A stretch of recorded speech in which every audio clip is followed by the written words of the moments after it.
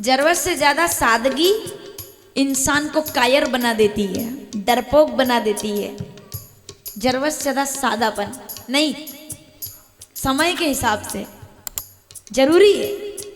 हनुमान जी समय आता है तो छोटे हो जाते हैं और समय आता है तो उसी को अष्ट सिद्धि नवनिधि कहते हैं। समझ में आ रहा है? हाँ। हे सूरज इतना याद रहे, विनम्रता ऐसी होनी चाहिए।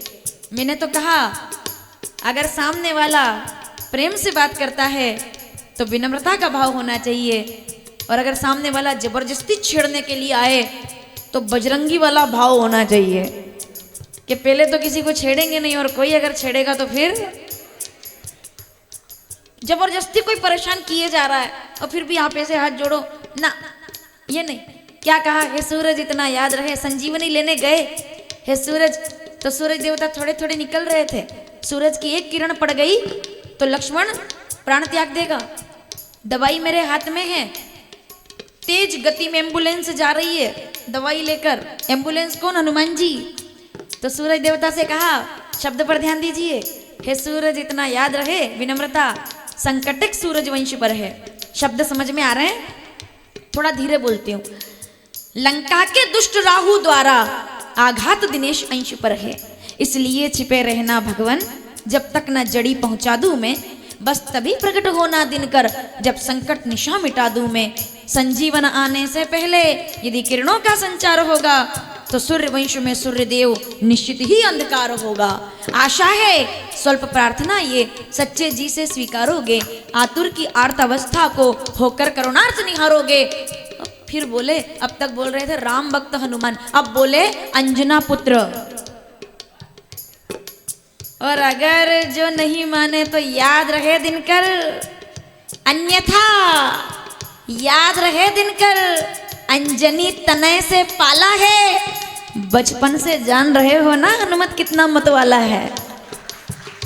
ज्यादा भूख लगती है, इंतजार नहीं करता हूं। बाल समय रवि भक्ष लियो, तीनहु लोक भयो अंधियारो, ताहु स त्रास भयो जग को, यह संकट काहू स जात न टारो। देवन आने करी बिनती तब छाड़ दियो, रवि कष्ट निवारो। को नहीं जानत है जग में कपि,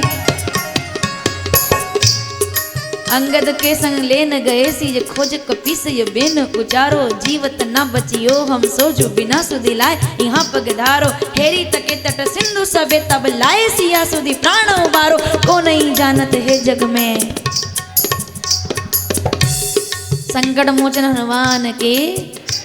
अन्यथा अपने बच्चों को राम भक्त हनुमान की तरह सरल बनाना, लेकिन जब कोई सामने वाला,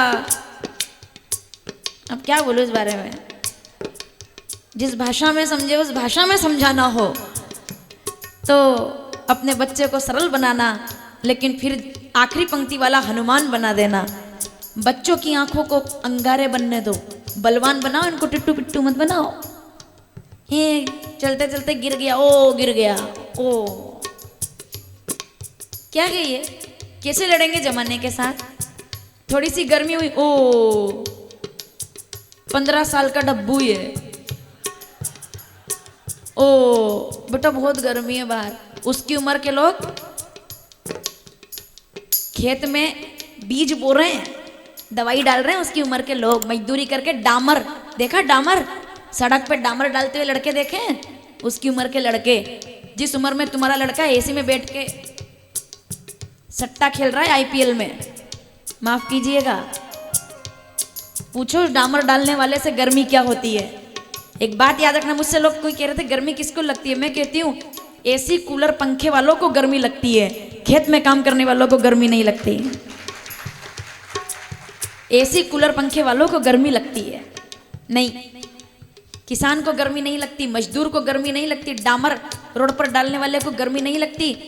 और हम जब कथा सुनते हैं तब रसोई में भोजन बनाने वाले हलवाइयों को गर्मी नहीं लगती, हमको गर्मी लगती है। हम यहाँ एसी में बैठे हैं, वो 4-5 लोग वहाँ इस समय तैयारी कर रहे होंगे कि आप उठोगे तो प्रसाद क्या बटेगी। ताली जोरदार बजाइए हर हलवाई के लिए,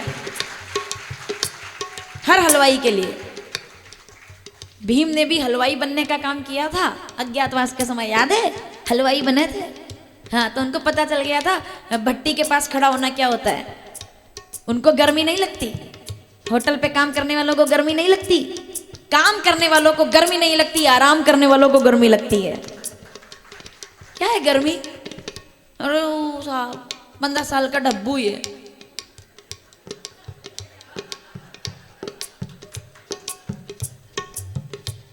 मेरा लड्डू। ओ वहां तो एक ही है,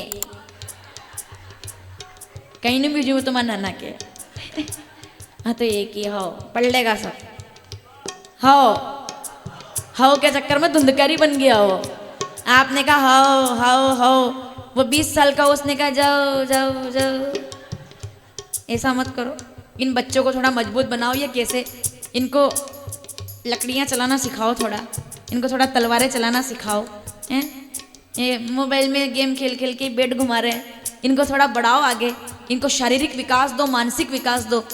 पैसे कमाने वाली मशीन बनाना चाहते हो, इंजीनियर, कलेक्टर, डॉक्टर, अफसर, बस बन गए साहब। जिस दिन जरूरत पड़ गई, याद रखना, अब क्या बोलूँ मैं, जितने पढ़े लिखे सब एसी के ऑफिस में बंद हो जाएंगे, और जितने मजदूर हैं सब लकड़ियां लेकर के सबसे पहले बाहर आते हैं। जब देश पर संकट आता है तब मजदूर बाहर आता है मर मिटने के लिए, और जितने हाई क्लास है सब एसी में, हो it's too hot, it's too hot to walk, कैसे चले, it's too hot, oh my God. सूरज को देखकर ओ स्किन सनबर्न हो गया इनको। विदेश में उस सूरज के लिए तरस रहे लोग। उसी सूरज की कृपा है कि हमारे आश्रम के अंदर प्रकाश हो रहा है, सोलर ऊर्जा की वजह से, सूर्य नारायण की कृपा है।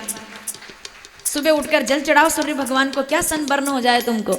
3-4 हजार के प्रोडक्ट लगा करके इनको लगता है चेहरे पर ग्लो आएगा। जिंदगी में कभी शिव जी को जल चढ़ाया नहीं, सूर्य भगवान को जल चढ़ाया नहीं, धरती को प्रणाम किया नहीं, गाय का गोबर तुमने हाथ से उठाया नहीं, तुमने गाय का दूध पिया नहीं, तुमने बड़े बूढ़ों को प्रणाम किया नहीं, क्या तुम्हारे चेहरे पर ग्लो आएगा। 30-30 साल की उम्र में तुमको गोली दवाई खा करके अपने चेहरे पर चमक और इंजेक्शन लगवाने पड़ रहे हैं, प्लास्टिक सर्जरी करवा रहे हो, तब जाकर के भी ग्लो नहीं आ रहा। देख लो जितने हीरो हीरोइन है सब प्लास्टिक सर्जरी, किसी ने नाक छोटी करा ली, किसी ने होठ बड़े करा लिए, किसी ने कान छोटे करा लिए, सब सही बता रही हूँ मैं आपको। 10 अभिनेत्रियां हैं, 10 में से 8 सर्जरी करा के आपके सामने आती है। 8 ये आंकड़ा है। उनसे ज्यादा खूबसूरत तो हमारे गांव की बेटियां लगती है, जो गाय का गोबर उठाते हुए और पसीना पूछती है ना, जब पसीना पूछती है और कैसे सुंदर लगती है। बताओ कैसे, चलो मैं नहीं बताऊंगी तो आप बताओ, मेरा काम नहीं है ये। आप बताइए कैसे, मैं भूल गई, चलो बताओ कैसे सुंदर लगती है। सबसे सुंदर कब लगती है? कैमरा आएगा आपकी तरफ, जल्दी से बताओ कैसे सुंदर लगती है। जल्दी जल्दी फटाफट, एक दूसरे को देख के ठीक ठाक कर लो मामला। कैसे सुंदर लगती है? सबसे सुंदर तब लगती है जब घूंघट में उनकी आंखें छुपी रहती है, उनकी आंखें नहीं दिखती, तब वो सबसे ज्यादा सुंदर लगती है।